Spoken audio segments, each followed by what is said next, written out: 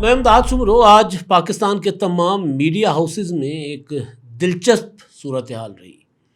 بلکہ صبر آزما انتظار کرنا پڑا تمام میڈیا ہاؤسز کو۔ وجہ تھی محسن نقوی صاحب، وزیر داخلہ محسن نقوی، جو ان دنوں وکالت کرتے پھر رہے ہیں کہ پاکستان میں جب تک نئے یونٹ، انتظامی یونٹ یا نئے صوبے نہیں بنیں گے تو پاکستان آگے نہیں بڑھ سکے گا۔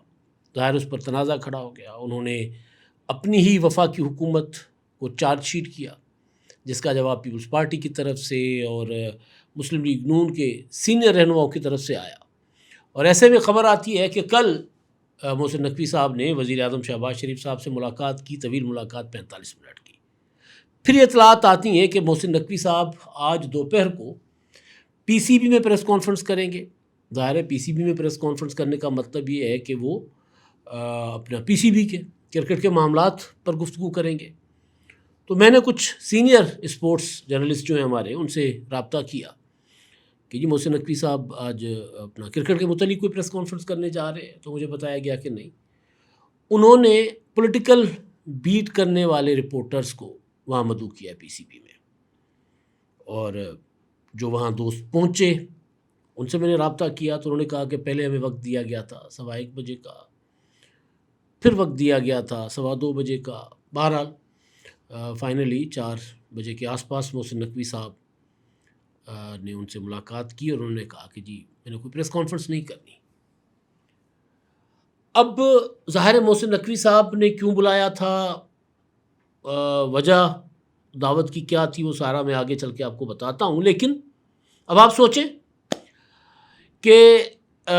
ایک کشیدگی ہے نظام کے اندر۔ محسن نقوی صاحب کو فیلڈ مارشل عاصم منیر صاحب کا سب سے قریبی وزیر سمجھا جاتا ہے، بلکہ اب تو خواجہ آصف صاحب نے بڑا اعتراف کر لیا۔ یعنی ایک ہوتا ہے نا کہ اپنا اوپن سیکریٹ سب کو پتہ ہوتا ہے، لیکن زبان پر بات نہیں لائی جاتی، تو وہ زبان پر یہ بات لے کر آ گئے کہ سب سے طاقتور وفاقی وزیر ہیں محسن نقوی صاحب، بلکہ وہ تو وزیر اعظم شہباز شریف صاحب کے بھی اختیار میں نہیں ہیں۔ وہ ایوان اسمبلی میں، اپنا سینٹ میں نہیں آتے، پارلیمنٹ میں نہیں آتے، کابینہ کے اجلاسوں میں نہیں آتے۔ اس طرح کی انہوں نے گفتگو کی، بات کی،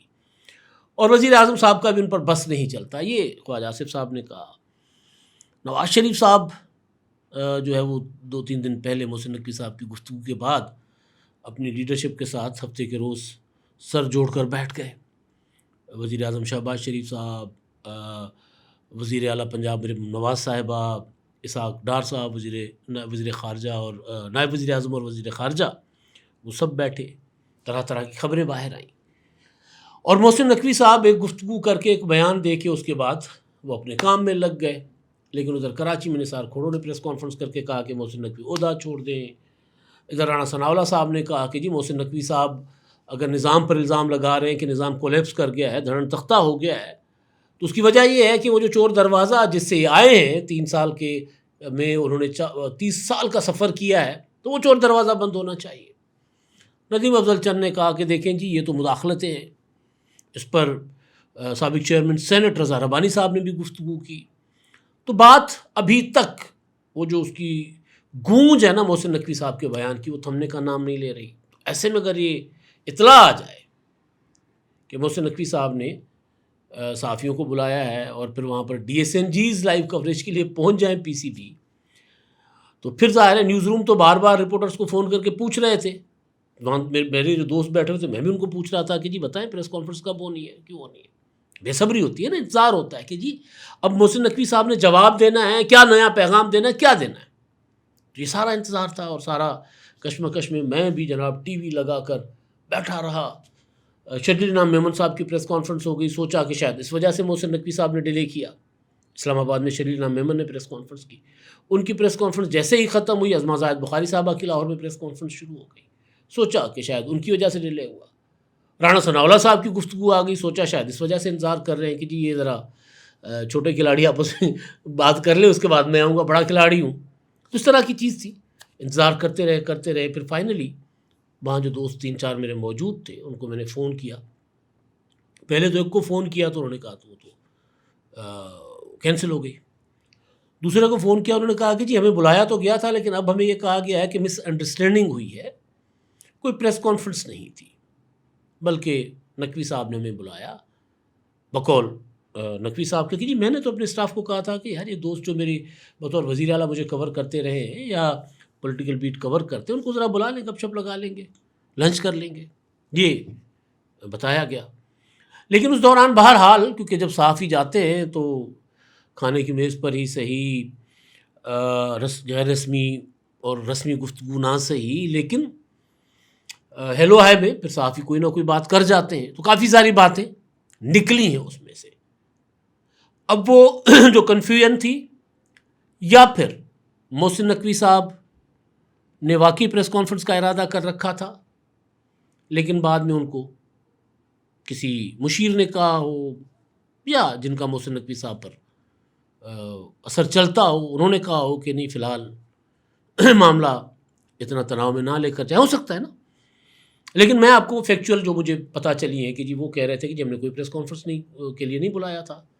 صحافیوں کا خیال تھا کہ ہمیں جب محسن نقوی صاحب نے بلایا، اور آج کل محسن نقوی صاحب جو ہے سب سے زیادہ زیر بحث پاکستان کی سیاسی شخصیت ہیں، لیڈر ہیں، تو اگر وہ بلائیں تو ڈی ایس این جی نہ جائے، کیمرے نہ جائے، تو یہ کیسے ہو سکتا ہے؟ تو بہرحال یہ کنفیوژن، اور اس کنفیوژن میں سارے نیوز روم بیٹھے ہوئے تھے، جناب کب پریس کانفرنس ہو رہی، کب ہو رہی ہے، ہمارے جیسے صحافی اپنے اپنے دفتروں میں بیٹھ کر ان صحافیوں کو تنگ کر رہے تھے جن کو مدعو کیا گیا تھا۔ تو جناب باوجود اس کے کہ کوئی رسمی گفتگو نہیں ہوئی، کوئی غیر رسمی گفتگو نہیں ہوئی، لیکن جو محسن نقوی صاحب کے اس بیان کے بعد بقول سہیل وڑائچ صاحب جو پواڑا پڑا ہے، جو معاملہ گڑبڑ ہوا ہے، تو اس پر بات تو ظاہر ہونی تھی، تو ہوئی۔ میں نے 3-4 سورسز سے کنفرم کیا ہے، اور ایک ایک چیز میں نے جس وہاں موجود میرے دوست تھے ان سے اگر مجھے ایک نے بتائی کہ جی یہ انہوں نے کہا ہے، تو اسی کو میں نے دوسرے کو ری چیک کیا، تاکہ کیونکہ معاملہ بہت حساس ہے۔ تو اس میں کافی ساری چیزیں، ایک تو جناب محسن نقوی صاحب سے پوچھا گیا کہ جی یہ آپ نے جو گفتگو کی ہے صوبوں والی، تو اس میں یا نئے انتظامی یونٹس والی، تو یہ ممکن ہو پائے گا؟ انہوں نے کہا یہ ہونا ہی ہونا ہے، یہ طے ہے کہ ہونا ہے، سیاستدانوں نے کرنا ہے،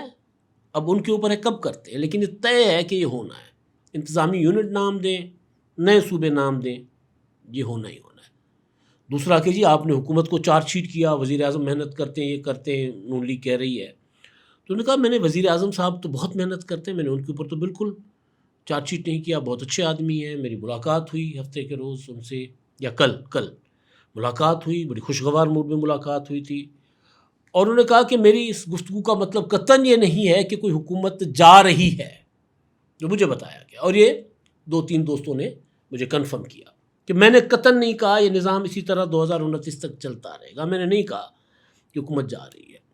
پھر انہوں نے کہا کہ یہ اس حکومت کی نے ہی یہ کرنا ہے، ان کو کرنا چاہیے، اور ٹارگٹ یہ ہے کہ اسی حکومت میں نئے صوبے یا انتظامی یونٹس بن جائیں، تاکہ پھر اگلا الیکشن جو آئے تو اس میں وہ نظام ایکٹیو ہو جائے۔ اس طرح کی انہوں نے کچھ گفتگو کی۔ انہوں نے کہا کہ اگلی حکومت سے، اس حکومت کے دوران تو نہیں ہوگا، لیکن اس حکومت میں بن جائے سارا کچھ، اور اگلے 2029 کے بعد اس پر عمل درآمد ہو جائے، یعنی پاکستان کا نیا نقشہ ہو، یہ انہوں نے کہا۔ اچھا، پھر ان سے خواجہ آصف صاحب کی جو گفتگو تھی کہ جب آپ پارلیمنٹ میں نہیں جاتے تو آپ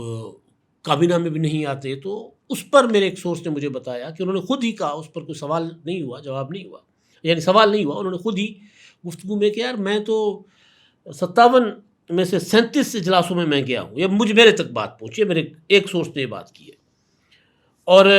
میں کابینہ میں بیٹھتا ہوں، حاضری چیک کر لیں، میں تو جاتا ہوں، کون کہتا ہے کہ میں نہیں جاتا؟ اور انہوں نے کہا میں نے سسٹم پر چارج شیٹ نہیں، چارج فریم نہیں کیا سسٹم کے اوپر، میں نے تجاویز دی ہے، میں نے خیال پیش کیا ہے کہ جی اس طرح پاکستان نہیں چل سکتا۔ یہ انہوں نے گفتگو کی، اور اس کے علاوہ کچھ اور میں کیونکہ الگ الگ نوٹس میں نے بنا رکھے ہیں ہر صحافی کی جس سے میری بات ہوئی ہے، تو ہاں یہ چیز کہ جی یہ اپنا وزیر اعظم کے ساتھ میری کوئی تلخی نہیں ہے، ہمارے تعلقات وہی ہیں، بہت اچھے تعلقات ہیں، اور جو میں تجویز دے رہا ہوں وہ تجویز پر جلد از جلد عمل ہونا چاہیے۔ سوال تھا کہ آپ لوکل گورنمنٹ کی طرف کیوں نہیں جا رہے، بلدیاتی نظام؟ تو انہوں نے کہا بلدیاتی نظام تو آج بھی آئین میں موجود ہے، پرویز مشرف کا بلدیاتی نظام بھی تھا، وہ بھی آیا تھا، لیکن اس کو بعد میں ختم کر دیا گیا۔ تو جو میں تجویز کر رہا ہوں، جو سوچا جا رہا ہے، وہ ایسا ہوگا جو مستقل چلے گا، یعنی صوبائی حکومتوں کا موڈ ہو تو بلدیاتی انتخابات کروائیں، ان کا موڈ ہو تو بلدیاتی قانون تبدیل کر لیں، ایسا نہیں ہونا چاہیے۔ بلدیاتی اداروں کی وہ بات اب نہیں کر رہے، وہ کہہ رہے ہیں کہ نہیں نئے انتظامی یونٹس، کیونکہ ایک تجویز یہ بھی ہے کہ جی بلدیاتی، میں ہی کہتا ہوں بااختیار بلدیاتی ادارے ہو، آئین میں لکھ دیا جائے کہ جناب، اور لکھا بھی ہوا ہے اس کو کہ ہاں یہ شامل کر لیا جائے کہ جو صوبائی حکومت بلدیاتی انتخابات نہیں کروائے گی وہ صوبائی حکومت پھر اپنا مینڈیٹ کھو بیٹھے گی یا ان کی خلاف ورزی، اس طرح کا کوئی شرط لگائی جا سکتی ہے۔ لیکن وہ کہتے نہیں یہ بلدیاتی نظام نہیں ہے، لوکل گورنمنٹس نہیں، اب چاہیے نئے انتظامی یونٹس، چاہے جو بھی ہو انہوں نے بننا ہی بننا ہے، کم وقت میں جس طرح بھی ہو بننا ہی بننا ہے، کیونکہ آبادی بڑھ رہی ہے، مسائل بڑھ رہے ہیں۔ تو یہ جناب محسن نقوی صاحب نے جو گفتگو،